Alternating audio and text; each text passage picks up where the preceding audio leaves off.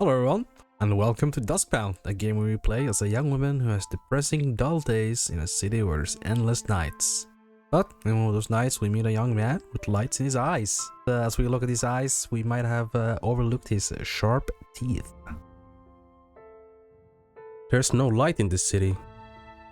A dull red moon is all that illuminates our eternal night. Even the lanterns are obscured by countless moths. People trace the same path every day, seemingly possessed by no spirit at all, simply droning on. Some days it feels like I am the only one who's alive, and everyone else is merely a ghost. It wasn't always like that. Long ago, this city shone as a beacon to all those who believe in the one Lord, until the Red Plague fell upon us and our great cathedral was abandoned by those who proclaimed they would save us. They took the light with them and they left. But they couldn't take everything from us. I, for one, have done my best to find hope in small things, like my meeting with him. There's no light in this city, but he is the sun. I don't even know who he is, but I saw him one day ambling through the town square. His garments were impeccably tailored, and his hair framed his face in a way I'd only seen in paintings. And those fine threads. If he had stopped by my workshop, I would have surely remembered. Of course, I have seen attractive men in my life, but there's simply something different about him, and that glint in his eyes. As I examined him, his eyes met mine, and a radiant smile came over his features. The light behind his eyes shone so dazzlingly, I hadn't seen anyone in this city look like that in years.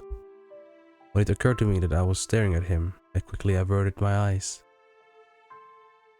Excuse me. I rushed past him, embarrassed by the blush slowly rising to my cheeks.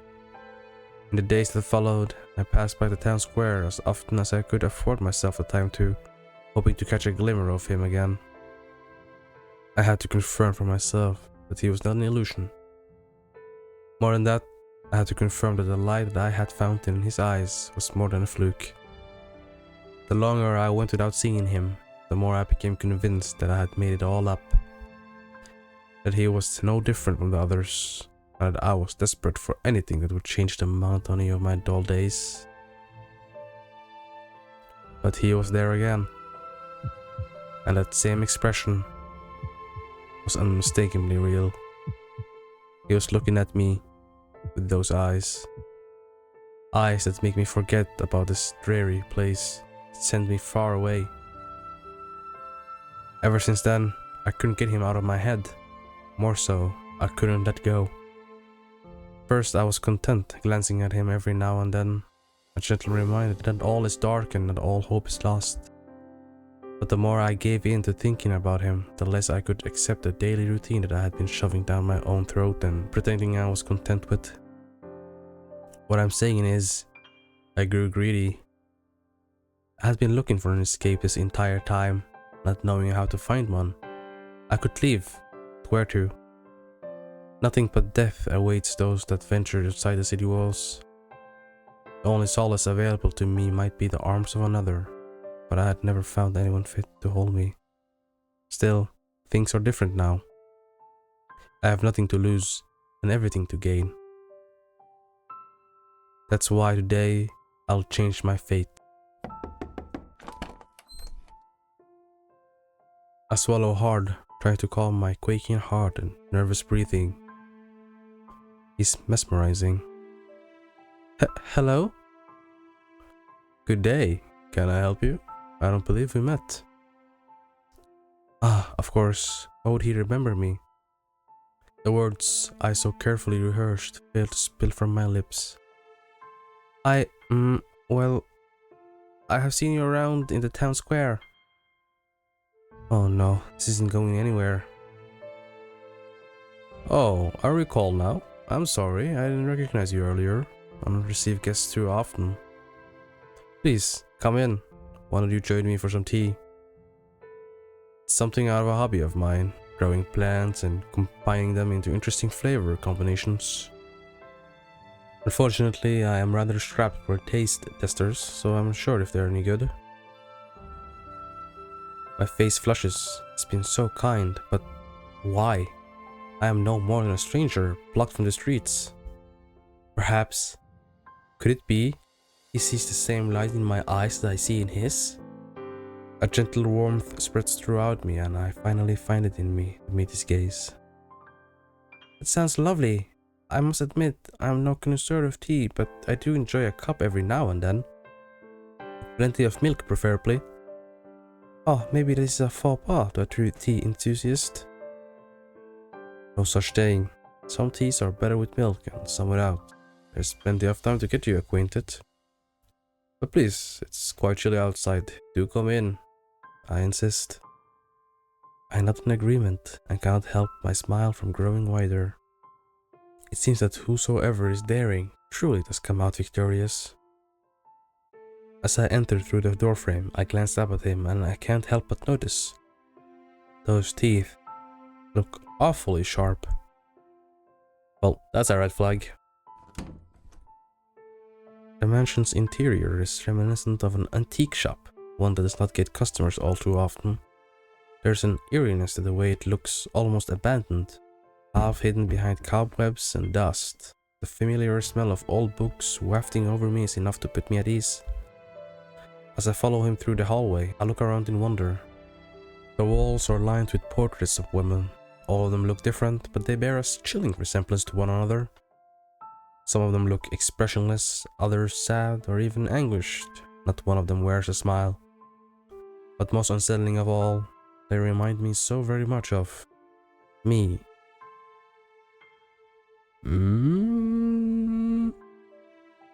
Alright, let's start with asking about the portraits first. What lovely portraits! The artistry is apparent, but I must say they look so sullen.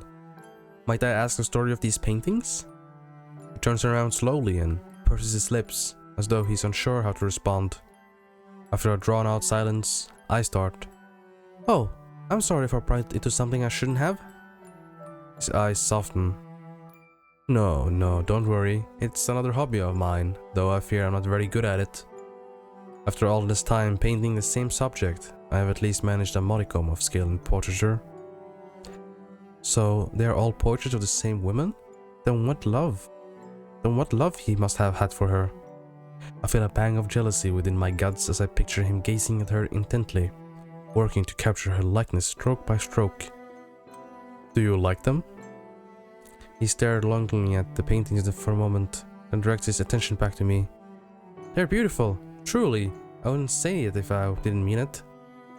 However, if you wouldn't mind me asking, who is she? He chuckles, turning his gaze towards me. You're just the same as always. What? Can't you see? They're you. All of them are you. My beautiful pale one, shining like the moon in the night sky. I would have had love to capture your smile. Ah, I can feel it. You feel it too, don't you? Yes. This time, it's different. The miracle I have been waiting for. You're drawn to me this time. You've never looked at me like that. Scarlet eyes sparkling. That face. No pain, no fear. It makes me happy. Wait, what do you mean this time?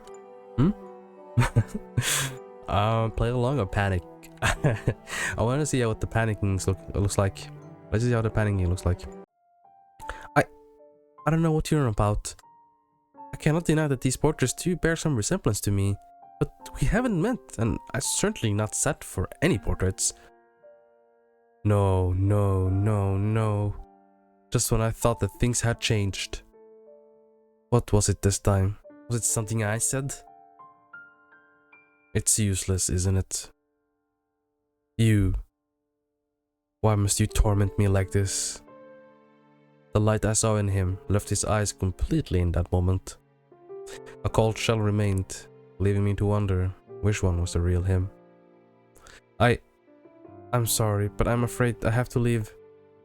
I take a step back towards the front door, but he grips my wrist with a terrifying strength. I am afraid I can't let you do that. I glance at his stoic face with bewilderment. Why is his expression so dead? I can't understand any of this. And his eyes, how hollow they seem now, all light extinguished. It pains me to see him so, but as he tightens his hold on my wrist, I snap back to the situation at hand. I try to pull my arm from his grip, but it simply won't move. Just keep pulling, I guess. I keep pulling with what strength I have, but it won't move at all. Just, what do you want from me? Look at me with those eyes again, and things can go back to normal. Please, my dearest moon, look at me. I know what he wants now, but I'm terrified. How can my eyes fill with love when he has lost the very thing that pulled me in? Just pulling her arm away, man. Let me go, man. Give up. Give up. Give up. Alright, I guess you're just smiling then. I mustered my best attempt at a smile, but it feels lopsided and wrong at best.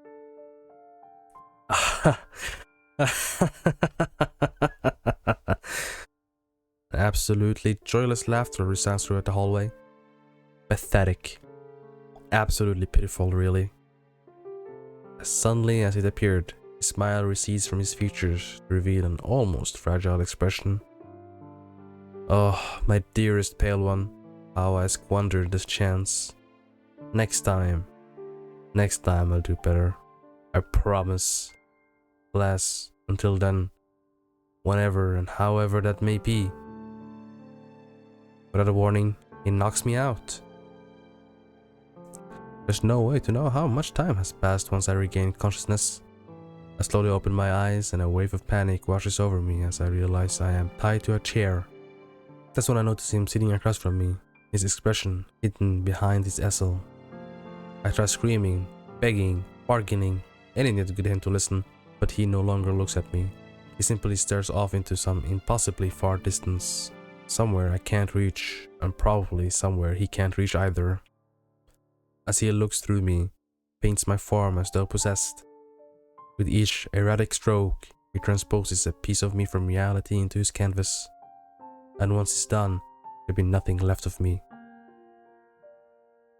Alright, and well answered your own question. Okay. Yeah, let's try not to panic, I guess. Guess we're just playing along. Conflicting emotions slush around the pit of my stomach, causing me to fall silent. I don't know how these paintings could possibly be of me, but how could I not feel flattered by such words? Our meeting in the town square must have made quite an impact on him after all. It seems he was simply afraid of overwhelming me. He's odd, but perhaps it's precisely that which has me charmed. I can't deny that the connection I feel towards him seems like something more than a whim. Something is set alight in the air between us when our eyes met, something that was always there in my dreams, just out of reach. But he is here now, and he's real, and he feels it too. Who am I to scoff at that, when I'm the only one who could possibly understand? You would compare me to the moon? It's embarrassing to admit, but ever since I first laid eyes on you in the town square, you have been like the sun to me. You shine in these dreary days of dullness, reminding me of what good remains in this world. I bashfully squint my eyes shut and will myself to turn invisible. I can't believe I just said it out loud. If only you knew, my dear pale one. My rays of light can only reach their true magnificence when reflected by the moon. I've expected a mansion of this size to have servants sweeping the floors, conversing in hushed whispers as they pass through the hallways. However, I don't see a single soul as he guides me to the drawing room. Our only accompaniment, the echoed sound of our footsteps. The more I see of his residence, the more I'm reminded of a ruin. A tomb where some nobleman lies buried beneath piles of luxuries he no longer has use for. A deep sense of loneliness seeps out of every wall, threatening to suffocate me. I wonder how he feels, wandering through these hallways all alone. Here we are. Please, have a seat. I'll be right back. He gestures at the worn down but clearly well made sofa before disappearing behind the door. I sit down and look around the room to pass the time. It's beautiful but looks somehow disheveled. The candles stand crooked in the candlesticks, and a thin layer of dust covers most surfaces in the room, further exemplifying its apparent disuse. He steps back inside, a silver tray held delicately in hand.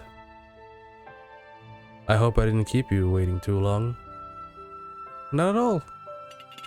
He swiftly places down 2 elegant teacups on the table, their aromatic steam breathing life into the stillness of the room. The sight of the lace dolly pristine white color makes a slight worry creep up my back. I must not spill the tea. Steadying in my hand, I lift the teacup and bring it to my lips. The tea ripples as I blow on it gently. Of course, it is entirely too hot to drink. This is merely a practice run. Perhaps a few minutes of conversation should have it ready. I take it you do not make much use of the drawing room? He lowers his cup and nods. Ah, I suppose it was obvious. The majority of my time is spent in my atelier or in my study when I wish to read. As you can likely tell by now, this place is far too spacious for me alone. Still, as long as I live in this dreaded city, I can't bring myself to abandon my family home, even if little remains of those who once called it so. Perhaps especially so because of that. I fall silent for a moment, unsure of how to respond. Should I distract him from the dreary topic by delving into our shared interest in reading? Doesn't feel right skirting around his tragedy merely because it's unpleasant. Was it the Red Plague? My sister and I lost our parents and baby brother. It must be hard not having anyone. Did not mean to make you pity me. Death might be a consolation compared to wandering around this ghost of a city. I do hope your family is at peace. Apologies. I did not mean to dampen the mood. Now, enough of all that. Tell me, to what do I owe the pleasure of your visit? Oh no, I can't avoid it any longer. I came here for a reason. It would be too absurd to lay it on the table like this so soon. Then again, with the things he has said before, it feels as though he already knows my heart. Is there any point in hiding it anymore? What do we do here? Do we confess our love or do we just do we keep quiet? Let's confess our love, I guess. Perhaps, against my better judgment, I muster up the courage to get the words out of my mouth. I'm about to say something insolent and brash. Will you forgive me? You can say anything to me and I'll accept it. My forgiveness is always irrevocably yours. Something about the kind look in his eyes and the contour in his words give me pause. I do not deserve this warmth. The reason I came here today is because I cannot forget about you. I simply can't let you go. Ever since the eternal night fell, everyone in this city has been lost. They aren't alive. They're only puppets acting out some play along after the audience has left. I too was lost. But when I looked into your eyes for the first time, I felt found. You aren't like them. You're the only person in this world who feels real. I know this sounds like insanity and you're free to send me away. I have seen the way you look at me. If it is as I suspect, and this feeling is something you recognize, then please let me stay by your side. My heart pounds against my chest, but I feel relieved to finally speak aloud the feeling I held inside. No matter what comes next. I cannot believe it. Joy, elation, words fall short of describing the feeling you stirred inside me. I was right this time. Finally you have come to your senses and have come to see that you belong to me. And I come to see that you belong to me. He holds out his hands to me. It doesn't matter that I do not understand why. None of this matters. Only he and I exist, and that is the truth. Briefly, I think back to my home, to my workshop where I make the same dreamless robes day after day until my hands can remember the steps better than I remember the faces of my parents. To my sister who, try as she may to suppress it, lost a quiet resentment in her gaze as she looks at me. Why was I the one who lived and not my precious brother? And now, I can leave it all behind. None of those ties have to bind me as long as I have another thread to hold on to. Alright, we're taking the hand. This eternal night exists because we cannot fulfill our roles without one another. You understand, don't you? Your purity is mine, and mine alone to corrupt. Oh, okay. Okay, she's really bad down, huh? Corrupt me then. I won't protest. I'll make sure to savor it slowly. Thinking it might be dangerous. This might be entirely warped, a choice born of desperation. But right now, the thought doesn't reach my heart. All of this makes sense. No, it has to make sense. If it doesn't, the red moon has hollowed us all out. And I don't know how much longer I could have taken it before I would have ended up like them. It's better go out in a place than be ground to dust. He moves over and brushes his finger against me softly, running them first along my cheeks, then over my lips and down my neck. Every touch sends a spark that elevates my loneliness just a little more. Bit by bit, he caresses every inch of my exposed skin, making me tremble. His breath tickles my ear as he whispers, "I want to rip you open. If only I could live inside you." But don't worry. I'll make sure no harm befalls you, my love. I press my lips against his shakily, but my hesitance finds no reply in him as he pulls me in, his mouth moving against mine insatiably, seeming to carry the weight of a lifetime of yearning. It's nothing I've ever felt before. I melt into his rhythm with a sigh, wrapping my arms around him as I lose faith in my ability to support my own body. Then he parts from me and takes my face in his hand. A smile spreads across his face as he presses his forehead against mine. I've seen you in so many forms, but this one is new. Even the scent of the blood in your veins has become sweeter. Everyone has forgotten the hundreds upon thousands of times this night has repeated. Even you. I'm the only one who remembers all of you. This is why I am the only one who can have you. You're mine. I'm yours. He runs his tongue along my neck. I feel his fangs graze against my skin and hold back a gasp. So it is true. It's not that I never heard of them before, those cursed to walk between life and death. I suppose I have thought them more of a tale to scare misbehaving children. Maybe I should have known when I saw his grin. He is a vampire. You offer me your blood, the eternal night will come to final end. Our curse will be dissolved, you will be free. Go on then, do it. But freedom can be a terrifying thing. I have you, won't I? Unable to stay away from him now that I have had a taste, I kiss him again. Quiet peace falls over us as we desperately try to fill the gaps between our physical forms. My dearest pale one.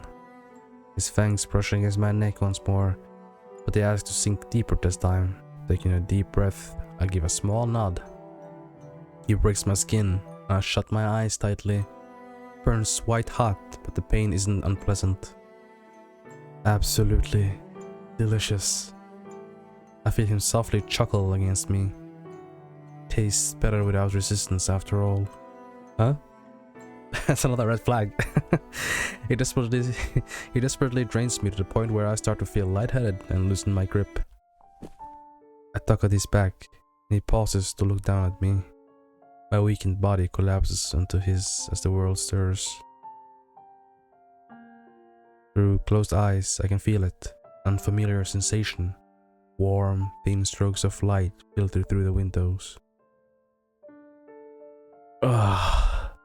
Open my eyes in shock and cling onto him, lacking the strength to lift my arms.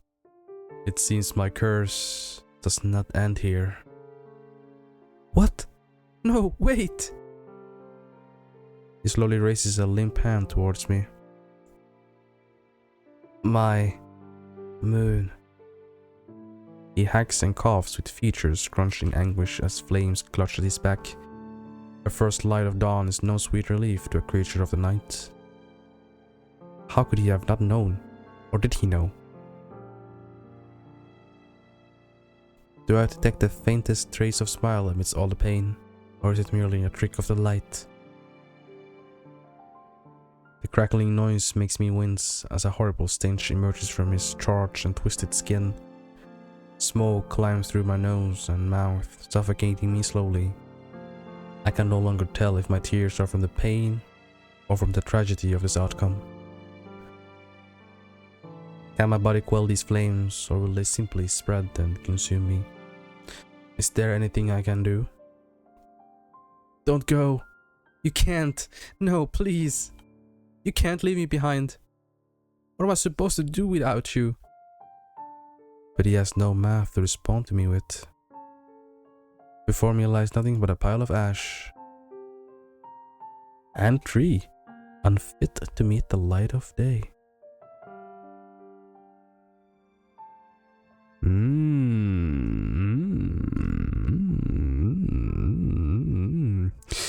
We just confess our love, I guess. Perhaps, against my better judgment, I mustered up the courage to get the words out of my mouth. I am about to say something insolent and brash. Will you forgive me? You can say anything to me and I'll accept it. My forgiveness is always irrevocably yours.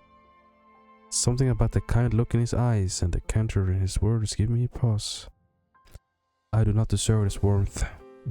The reason I came here today is because I cannot forget about you. I simply can't let you go. Ever since eternal nightfall, everyone in the city has been lost. They aren't alive. They're only puppets acting out some play long after the audience has left.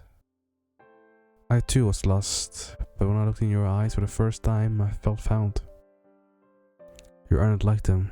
You're the only person in this world who feels real. I know this sounds like insanity, and you're free to send me away. I have seen the way you look at me. If I suspect this feeling is something you recognize, then please let me stay by your side. My heart pounds against my chest, but I feel relieved to finally speak aloud the feeling I held inside. No matter what comes next. Truly, you mean it? The anomaly I have been waiting for is finally here? When I pick up my teacup to calm my quaking nerves, he leaps up from his seat. Wait! Don't drink that! He knocks the teacup out of my hand, shattering it on the floor. Ah! One of the shards embeds itself into my wrist, and bright red blood wells up. What has gotten into him? I flinch as I pull the porcelain shard out of my wound, and in the blink of an eye, he is beside me. Very close beside me.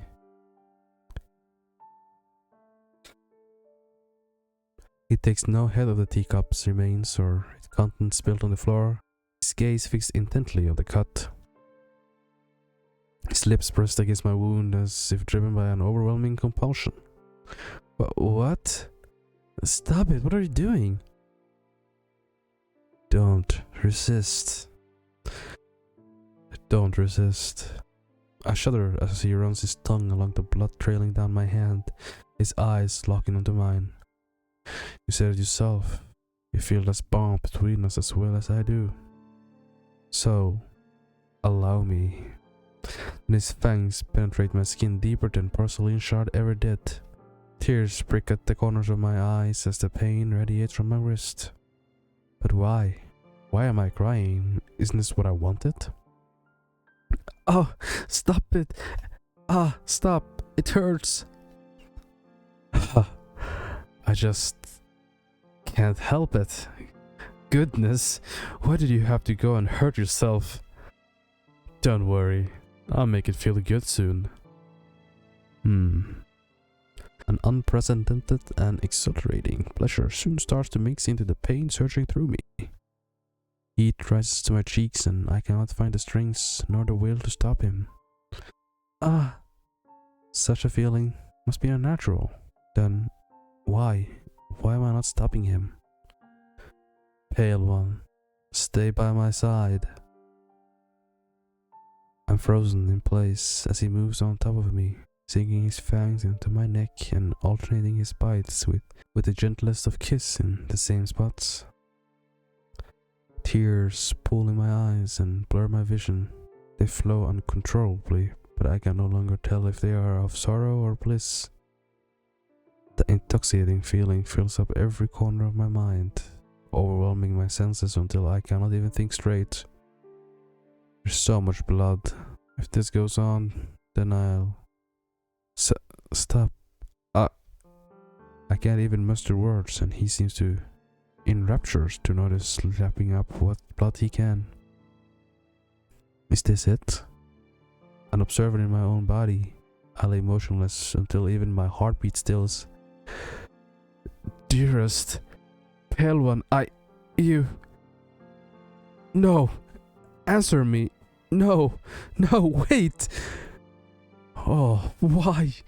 Why? What have I done?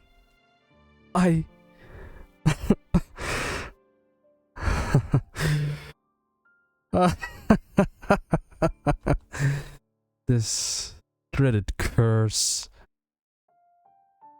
And 2. Unhappy accident.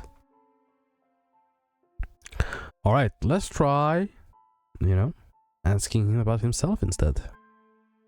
Despite feeling confident earlier, I have lost my nerve. Thinking about how I compared him to the sun makes me feel like an imbecile.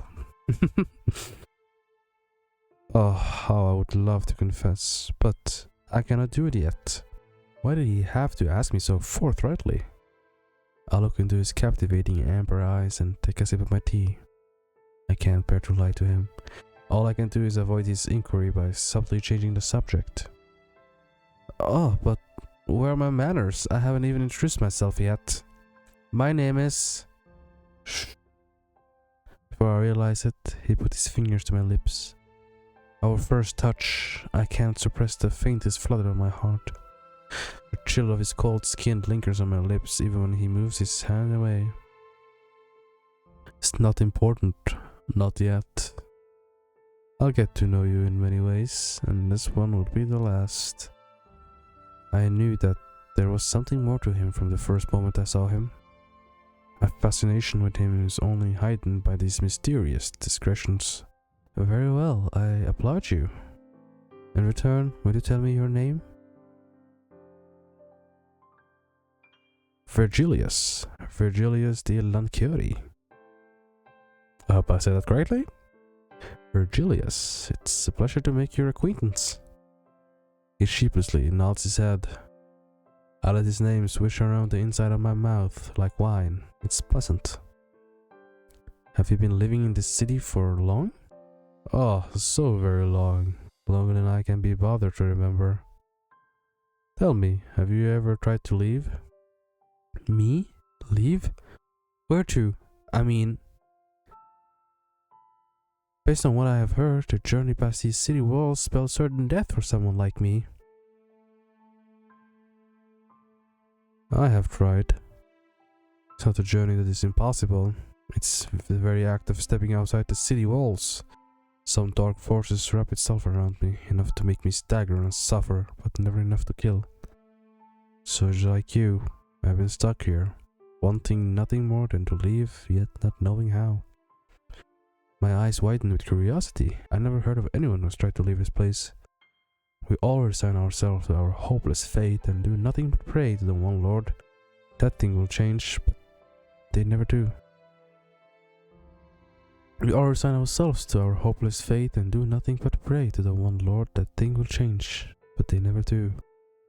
Everything only falls into further despair. Yet still, I cannot shake the small grain of hope that embeds itself in my heart. I want to know what he has found. I lift my cup to take another sip of my tea, but I feel myself growing hazy and my attention slips. I do hope the tea was to your liking. Did I just get roofied? Muffled screams startle me awake, and as I desperately attempt to jolt up, I'm met with a searing ache that grips my entire body. I can't see anything. A cold sweat runs down my back and my breath hitches in my throat. My head swirls with questions as my situation sinks in. What had happened? Where is he? How could he do this to me? I tried to sit up more slowly this time. Only then do I sense the presence of a tightly yanked chain around my ankle. It allows for minimal movement, keeping me tethered to the switched place. My eyes adjust as I feel my way around the room, hands moving and peeling wallpaper, gripping on fabric and accidentally knocking against wood. It's no dark, dank attic. It appears to be fairly well maintained, guest bedroom. Or perhaps it used to be someone else's. A melancholy thought. You're finally awake. I gasp involuntarily at the sight of him. Don't be afraid, dear pale one. I would never hurt you. The sound of muffled screaming fills the air once more, and I recall. What are those sounds? And whose blood is that? He wipes the blood from his face and licks his finger in a smooth, practiced gesture as he draws closer to me. Up close and under dim lighting, I notice an almost otherworldly glow in his golden eyes. The faint scent emanating from him is nostalgic and somehow intoxicating. It makes my head spin. You must have heard the tales. Perhaps you dismissed them as nonsense, but the Red Plague isn't always fatal. Those of us unfortunate enough to survive it or change forever. It is blood and blood alone that sustains us. You're a vampire? My breath gets more erratic as his face inches closer. Do I frighten you? I avert my eyes and look at the floor. I want to say that he does. Of course he does. Yet despite that, something inside of me still finds him beautiful. As I ponder my response, my eyes hover over to the chain around my ankle. Could my judgment be clouded by his golden eyes and silver tongue? I yank on the chain and muster the courage to look at him. Remove this chain immediately. Of course. If you promise to stay by my side, then I would be more than happy to do so. Of course, there's no way I can promise that. I know. I cannot ask that of you. That's precisely why the chain is necessary. Though, it is charming that you would not even think to deceive me. He softly pats my head and I instinctively back away from his touch. Apologies, I didn't mean to condescend. Please, pretend it didn't occur. Why did you do this to me? I suppose by now there's nothing left but to be direct about my intentions. Dearest pale one, won't you grant me some of your blood? Oh dear Mother Mary. You don't have any choice here. He wants my blood? Absolutely not. Who knows what it will happen to me? I might even contract the Red Plague myself. There has to be a way out of here. As I contemplate the means of my escape, he takes my silence as an answer and sighs. Just please consider it for the both of us. I'll leave you to be for now. Besides, I need to finish what I started. Finish what he started? You wouldn't hurt me, would you?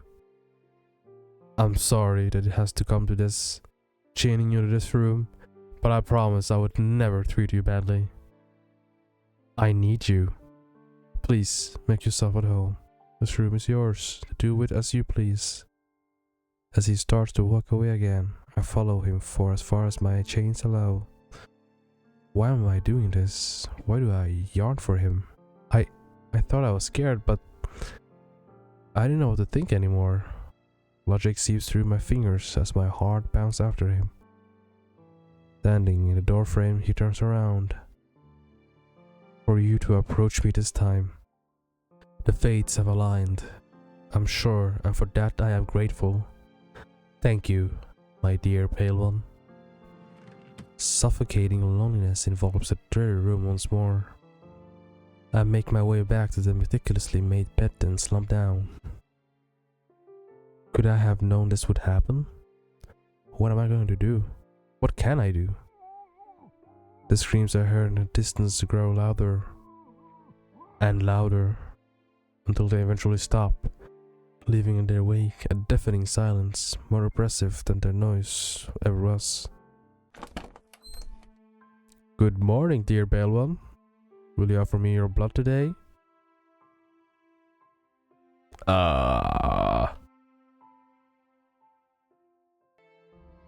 Let's just try refusing first of all. Just keeping the trend of refusing. Very well then. I will see you again tomorrow. Oh, wait, are you just gonna come? Oh my god. Good morning, dear pale one. I hope you slept well. Will you offer me your blood today? Tomorrow awaits us then. The days pass by quietly. As promised, he does not treat me badly. There's food to eat and he even brings me books to read. Every day, like clockwork, he asks me for my blood, and every day I refuse. We have immaculate conversations some days, but I no longer care to learn anything about him. How wrong I was to assume so many things about him from seeing his smiling face in the crowd. All I want is to leave this place. The empty life I wanted to escape has become my dearest dream. I wonder if my sister misses me. It must be hard running the workshop all by herself. I even missed the mending of the same workman's clothes. Who would have ever imagined that? If only I had told someone about my plan to meet him, then maybe I wouldn't have ended up in this situation. Have you finished your breakfast? I have. It was delicious. Thank you so much. I have slowly crafted my cordial facade. I think I'm pretty convincing. I'm glad to hear that. Now, you know what I will ask, don't you? Although I've enjoyed our peaceful days, I'm not sure how much longer I gotta endure. What do you mean? Your blood, pale one. I am ravenous, and your innocent smile only beckons me closer. Let me in, won't you? I'll make sure it won't hurt. In fact, I think it might make you feel good. Will it really? As I stare at him with an unsure expression, he slowly inches towards me. These are circumstances that I've been waiting for. This is my only chance. I know where he keeps the key. I have seen it. He pulls me into his arm, and I no longer resist. Calm down. Breathe. Wait until the very last moment. I shake my sleeve and catch the breakfast knife in my hand, and without hesitation, I drive it into his neck. His eyes turn wide, and he parts his lips in shock. Then he looks at me with downcast eye and frowns. So this is how it will end this time. His grip on me loosens, and I push him off me. He falls with a thud, blood pouring from his mouth. I've done it. I look at the blood in my hands, the splatter across my chest. I killed him. It all went by too fast. I feel sick. I hold onto a nearby bedpost to hold myself up. I killed him. My heart is beating in my eardrums. I cannot believe it worked. I expected more resistance, but it seems that he resigned to his fate. Somehow I choke up, struggling to breathe. No. Why am I feeling this pity? He chained me here against my will. He deserves no pity. I have to get out. I cannot breathe in here. With trembling hands, I scramble for the key in his breast pocket and storm out of this mansion without looking back. As I go to sleep that night, I dream of him. There he is, staring at me with dissolute eyes, not saying a word. He doesn't have to. My guilt festers under his watchful gaze all the same. Nights after that, I can't escape his haunting face. I wake up in a cold sweat, wondering if I had done the right thing. Other nights, when the fate feels kind, I dream of being in his arms. We discuss a book I recently read, or what we should have for lunch tomorrow. As I wake up from the dreams of what could have been, I find tears streaming down my face. Whether dream or nightmare, they eventually start to bleed into my waking life. The lines blur as if to say, this cannot end here. And somewhere I know this has not ended here. And perpetuate the cycle. Alright, let's see what happens if we, just ask him a question instead of refusing. Maybe we can accept it in some way. If I refuse, will you take more innocent people's lives only to prolong your own? You misunderstand. They are not people. Surely you have realized it by now. Here, where darkness reigns and emptiness echoes, we are the only survivors. They are lost to the cycle, Pale One. They trudged on, possessed by something akin to instinct, but there is no soul left within. I find myself at loss of words. I cannot deny that I have thought the same thing he has, but it isn't right to reduce humans to nothing so easily. How can we know what goes on in their minds? How can you be so sure? Is it not mere arrogance to put yourself above everyone else like that? I am entirely certain. Pale One, if we have walked through the same streets, come across the same husk, then we both bear witness to the fact. But it's just like you to still think of them as human, as beings that still have hopes and dreams.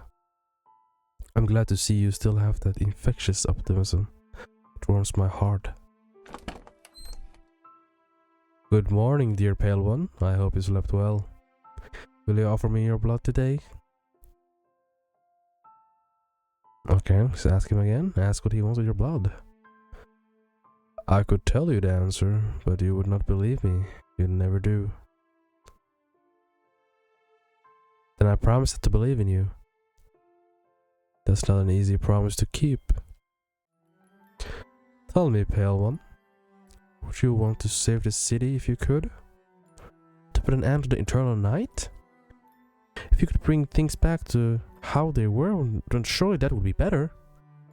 But they tried so many things. It's nigh impossible to solve a problem if you don't know the cause.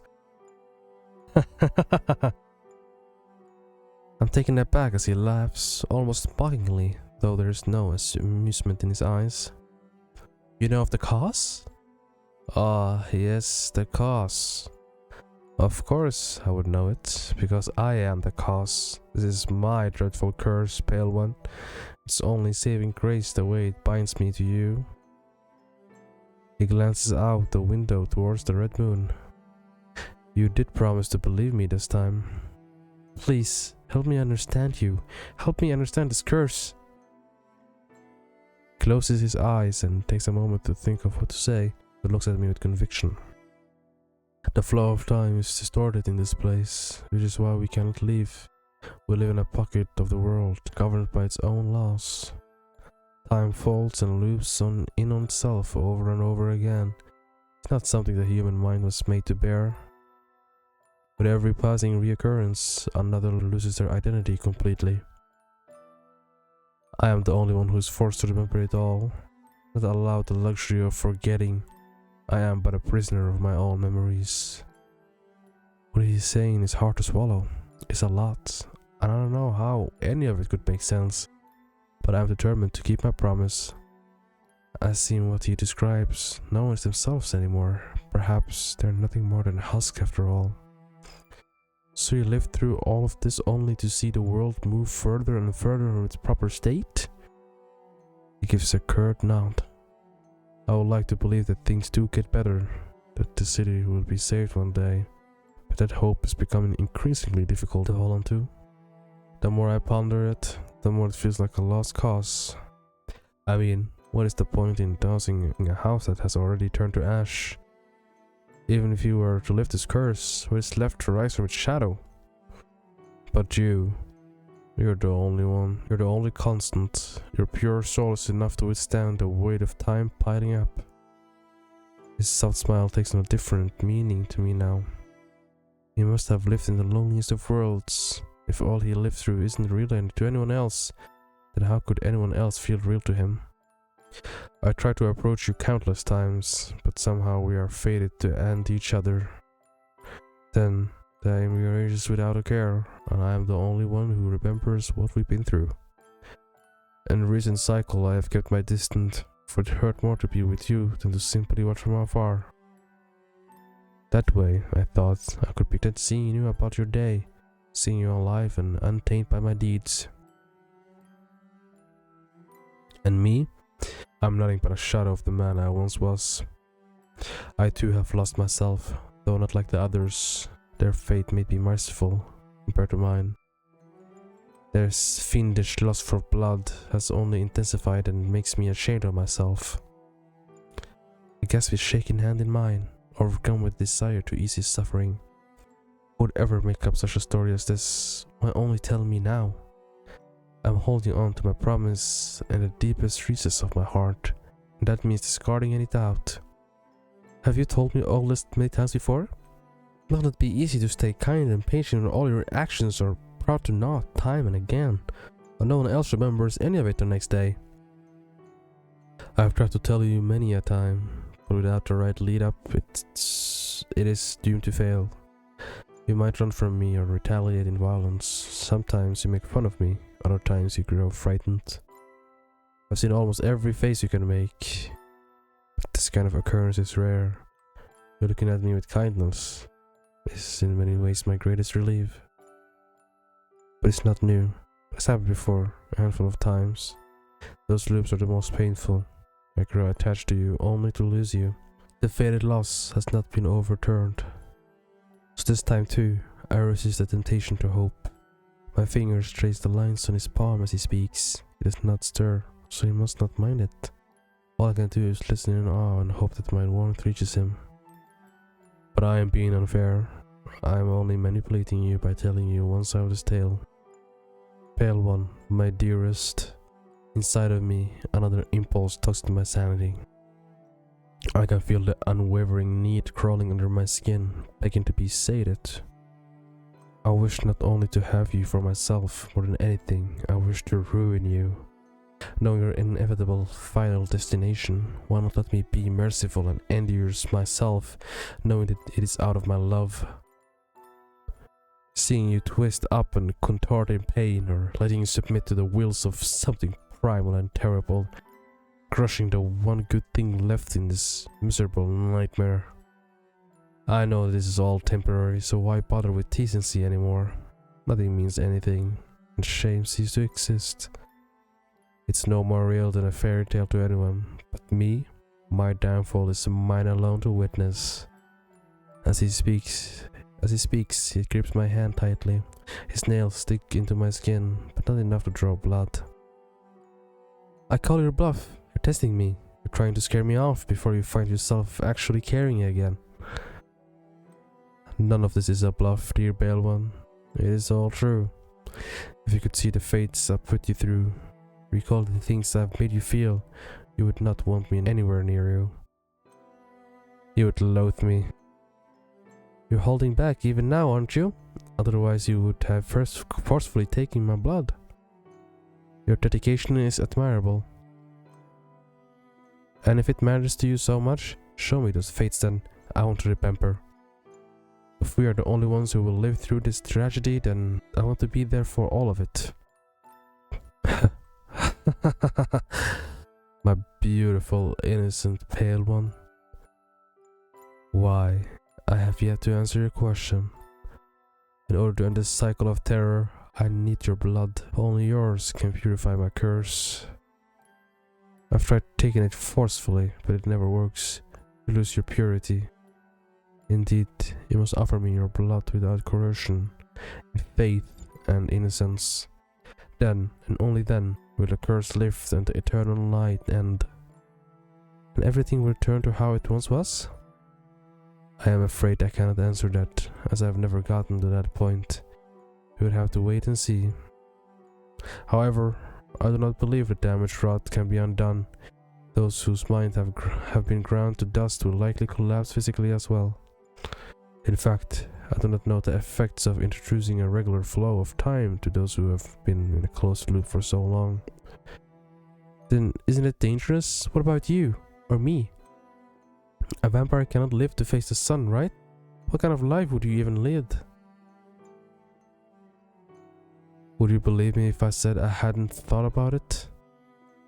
This whole time, I had been working towards an empty goal.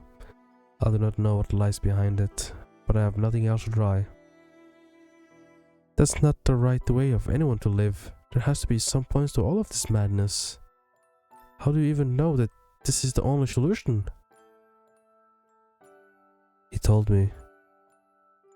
The one who orchestrated this ordeal. Before he left, he told me that you were the key to all of this. I didn't understand the significance of any of it at the time. In fact, I didn't even realize what had happened. And here I thought that this was all your fault. He laughs humorously again. But I am a villain all the same.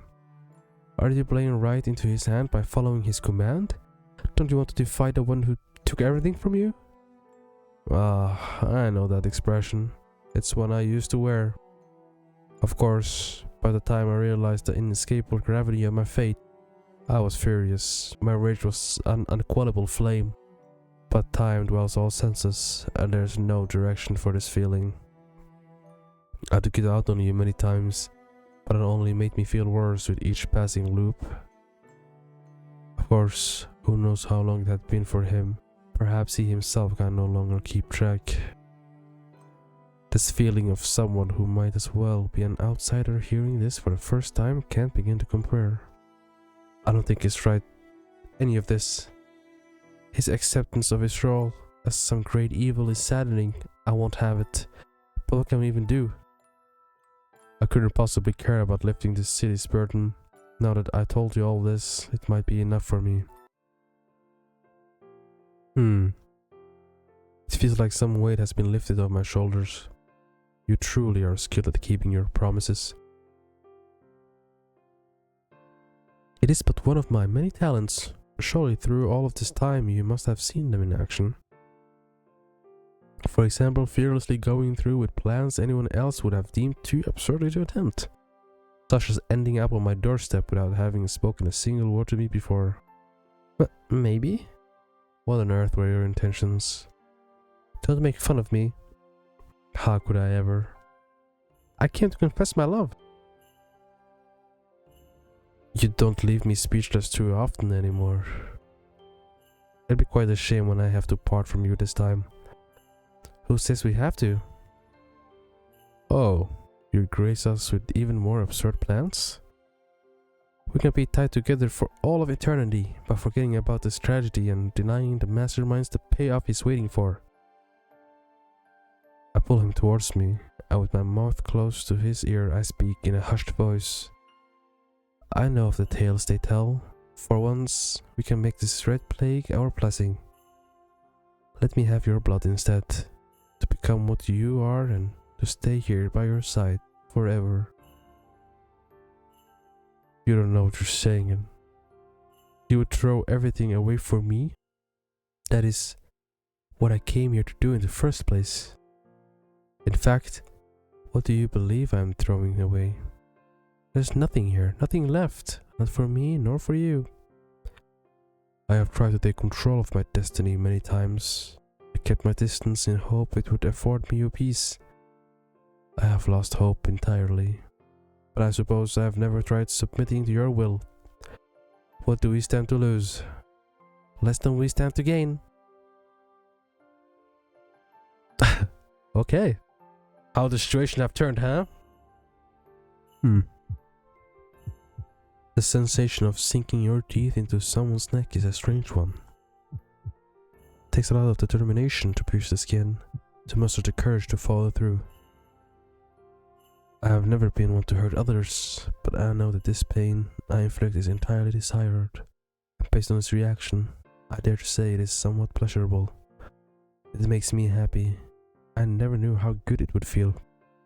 And the taste of his blood is nostalgic. Virgilius. Will you be mine? Always was, dear pale one. Always was. And 5, embracing the night. Well, I don't think I have to say anything else, and this was the truly happy ending. All the other endings were unfortunate to a degree, or certainly to a very huge degree, I would say. But yeah, that was the happy ending. I hope you enjoyed this one, and bye.